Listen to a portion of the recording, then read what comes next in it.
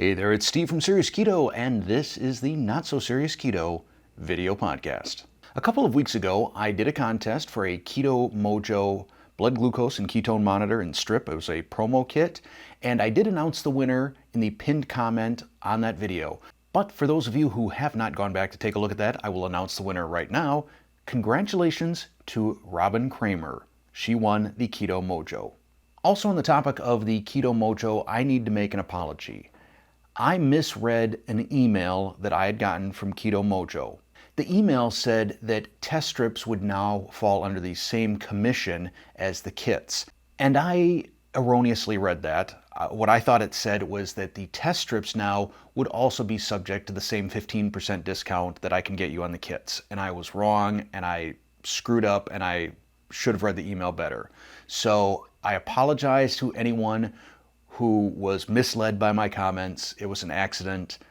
Please forgive me. The 15% is only applicable on kits. I also got a question from a couple of people who wanted to know if Keto Mojo could make it so that the app would recognize multiple users with the monitor. And sadly, the answer is no on that. That is an FDA requirement. It's sort of one piece of monitoring equipment per person. So that's out of Keto Mojo's hands. But that's it for the Keto Mojo topic. A topic we covered last week was about hidden carbs and some changes in nutritional labels. I had a couple of viewers who gave me some links to some really good information on the changes in nutritional labels, and I will put those down in the description below. It doesn't get the nutritional labels really where I want them to be, but baby steps, we're getting there. I think two of the biggest changes are, first, now it lists added sugars under sugars. So you can see if they've been, fortified with additional fructose or sucrose. But more important than that is now they list a realistic serving size. So for example, when I showed that jar of Goya Recaito, that Mexican green sauce, it listed the serving size, I think, as a teaspoon, which allowed it to basically say 0 calories, 0 carbs, 0 everything. Last week I showed the change in the nutritional label on a can of Monster Ultra Zero. And I think because of the rounding that's allowed, now that they're showing realistic serving sizes, you're not just going to see numbers double. You may see numbers triple or more, just the way the rounding works. So I think this is going to be kind of interesting in terms of the implications that this has on programs like Carb Manager and other macronutrient trackers. It may be necessary for a lot of us keto cooks to go back, especially onto our websites and recipes, and recalculate carbs just because of some of these rounding situations. Ultimately, I hope we can get to a nutritional label similar to the European Union and other countries where it lists the nutritional information per serving and per 100 grams. The great thing about listing it by 100 grams is you can then look at percentages of macronutrients. And this can have some implications in terms of baking. For example, if I buy a type of almond flour and it's 27 grams of fat per 100 grams, and you buy a brand and it's 19 grams of fat per 100 grams, we're going to get a different outcome in our recipes. So it's going to be, I think, a good way, if we get there, to troubleshoot certain recipes, why they're working, why they're not working. I think also you can kind of look at any sort of prepackaged food and kind of say, does this really fall within the percentages that I've set up for myself in my ketogenic diet? I would also really love to see some sort of regulation on what can be called keto-friendly. Packages now, they can be labeled, if they're organic or not, if they are certified non-GMO. I would like to see some sort of certification for keto friendliness. What allows you to actually say that? Because, you take a look at something like the Natural Ovens bread that is at Costco that's labeled keto friendly, and I saw a pretty decent little spike in my blood sugar after eating some of that. Additionally, there's a product, it's called Lucuma. I hope I'm getting someone will tell me if I'm pronouncing that wrong because people always do. I think it's called Lucuma. It's a superfood, and out on the Amazon site, it's labeled as keto friendly and paleo friendly and all this friendly stuff. And as I looked at the nutritional label out on Amazon, it said a serving size was a teaspoon, and I looked at the macros and I thought, okay, if a teaspoon is in fact the right serving size, then this is probably keto friendly, and it's supposed to have sort of an orange smoothie type of a taste to it. It's sort of a sweetener and, a little bit citrusy and superfood and all this. How could you go wrong?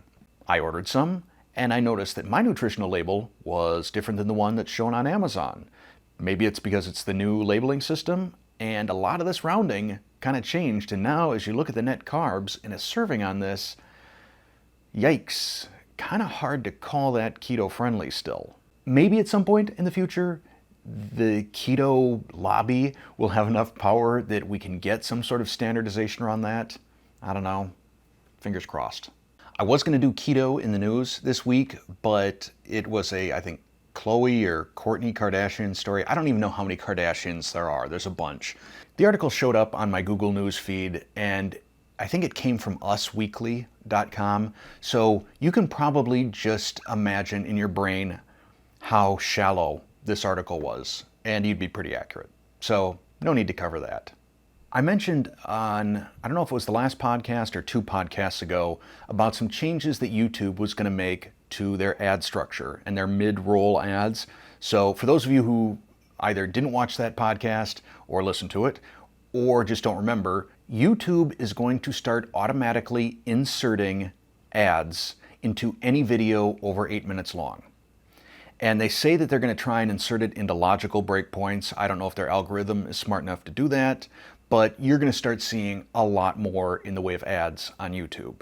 And I also mentioned during that video that I was about one more instance of seeing the perfect keto cookie commercial before I bought YouTube Premium. And that happened yesterday. It was the straw that broke the camel's back. Signed up for YouTube Premium. First month is free, so I can see what I think of it. But already after 2 days, I feel like a cancerous tumor has been removed from my entire body. Just not seeing ads on YouTube anymore. It just feels so good. I don't know how it affects me and my channel if you get YouTube Premium versus sitting through commercials, but if you watch a lot of YouTube and it's something you've considered, I'd have to recommend it. It's pretty cool. $12 and you get Google Music or YouTube Music. So any of the music that's out on YouTube you can stream. I think you can actually download videos so that you can watch them later on your mobile device, so you don't actually have to be online to do it. Just throwing that out there. I'm happy I did it. Oh, and if you don't have YouTube Premium, you're probably going to see a commercial right now.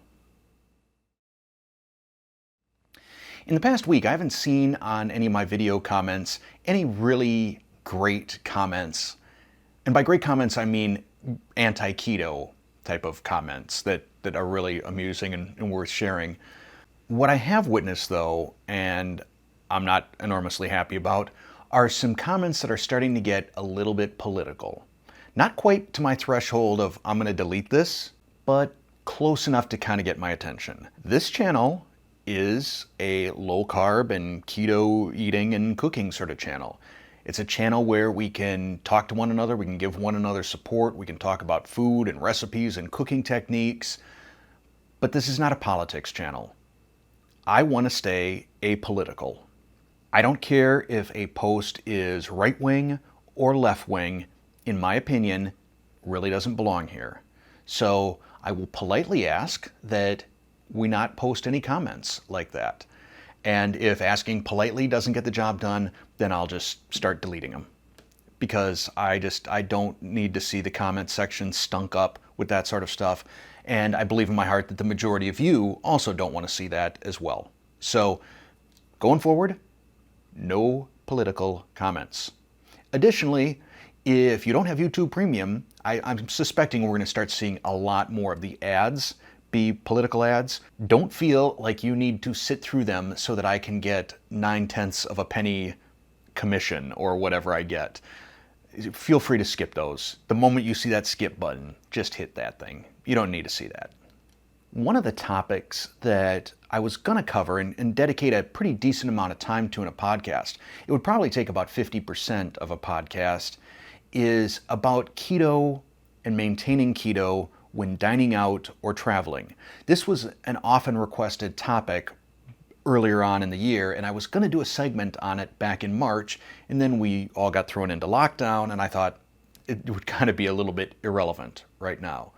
But restaurants are starting to open back up. We're starting to potentially find ourselves in situations where we may be traveling, we may be dining out. And I'll ask you, is this something you would still be interested in me doing a topic on? I think it's really sort of twofold. You've got the social aspects of it. So how do you deal with people? Do you deal with people? Do you explain that you're on keto? Do you kind of maneuver around that conversation? I think that's one aspect. The other aspect is how to order, what to look for on menus, what to look out for on menus. And then when it comes to traveling, just some sort of lessons learned that I've had along my way. So if this is something you think might be interesting, by all means, down in the comments, let me know that you'd like to see me do that. Something that I've discovered as a content creator is I do a remarkably bad job at guessing which of my videos are going to be popular. For instance, I thought no one would be interested at all in these podcasts, yet it is routinely one of my more popular videos. Who would have thunk it? Then recently, I've done a few like kitchen science type videos comparing different lupin flours, comparing psyllium husks, whole versus ground versus powder, and how they behaved. And I thought, it's going to be like a tiny little niche group of people that are interested in that. And to my surprise, and in fact delight, people love these videos, and I got a ton of views on them. So if the kitchen science thing is something you'd like to see more of, I would love to keep doing those. I would like to start looking at different thickeners, probably looking at different sweeteners again, and how they behave in various different situations. There are so many different flours out there as well to really compare what those do in terms of taste and texture. And even looking at certain modernist cuisine type ingredients, are there some things we can do, some clever hacks that we might be able to pull off and do some really sort of interesting stuff with keto that perhaps no one has done before? So if you're interested in me doing some videos on that and covering, like I said, taste, texture, probably carb impact, price, if you can think of any other sort of topics that I might roll into something like that, let me know down in the comments. Also, if you think that would be a fun series to do, I would do, maybe one every couple of weeks. Let me know down in the comments. Now, just to sort of close things out, and I probably should have brought this up back when I talked about the whole dining out topic. My wife and I went out to a restaurant for the first time since February. We did this last Thursday. We used to have a monthly sort of date thing. We would go to Cooper's Hawk Winery. So they've got a number of these around the Midwest, sort of Great Lakes region. There's a couple in Arizona, some in Florida, some I think over by Virginia, Maryland. But they have sort of this Napa style tasting room, and you do a little wine tasting. And then we would usually go into the bar area and get a table and, split a couple of hors d'oeuvres, keto friendly hors d'oeuvres. And we hadn't done this now for, like close to 6 months. So we were pretty excited about going out and having our little date night afternoon. And I got to tell you, it wasn't a great experience. On the one hand, it was kind of nice that it wasn't all that crowded. Usually the wine room is very crowded, it's very noisy, and it takes a while to get the attention of some of the people that are pouring the wine for you.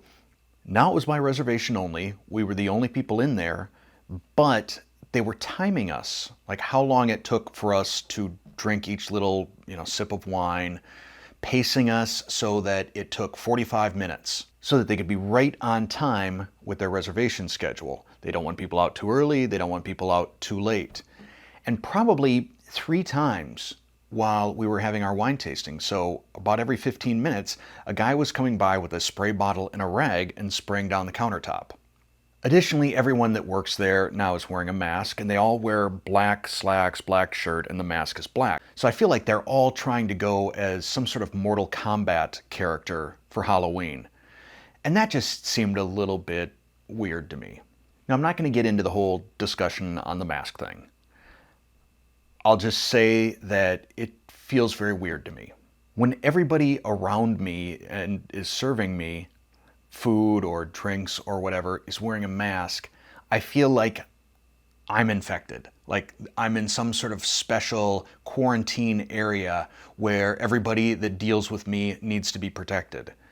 And that's not the way I like to feel as a person. It makes me feel guilty of something. So there's that. And then when we got into the restaurant itself, the bar portion of the restaurant, even the way they had the tables set up, it felt very isolated. You know, the tables were all very far away from one another, far enough that you couldn't hear another person's conversation. So in a way, I guess that's kind of nice because, you know, you have a little bit more intimacy with whomever you're with, but they also set up the tables, these rectangular tables. They used to be set up sort of the wide way so that you were nice and close to whomever you were with. Now they have them set up the long way. So I was literally sitting 5 feet away from my wife. If they put an appetizer right in the middle, we both had to lean forward to try and reach it. And there was just so much about the experience that just felt uncomfortable to me. It just made it not enjoyable. So I kind of suspect that I'm not going to be doing a whole lot of going out to restaurants until, you know, everybody's vaccinated and this current situation is past. I don't like the feel of it. And you know what? That's okay, because I like to cook. And generally, I would prefer to cook for myself because, as I say in all my videos, I know what's in it. So while I feel bad for the wait staff and cooks and managers and all that work at restaurants, I do like the notion of people at home cooking, especially if it's as a family. Even better if that whole family's keto, unlike my family, who I still love, and hopefully one day we'll be able to coax on over to the keto side. But that's it for this podcast. I know it's kind of all over the place, kind of shorter subjects rather than longer subjects. And this was probably a shorter podcast in total, but some are going to be longer, some are going to be shorter. It is what it is. Regardless, thanks for watching or listening.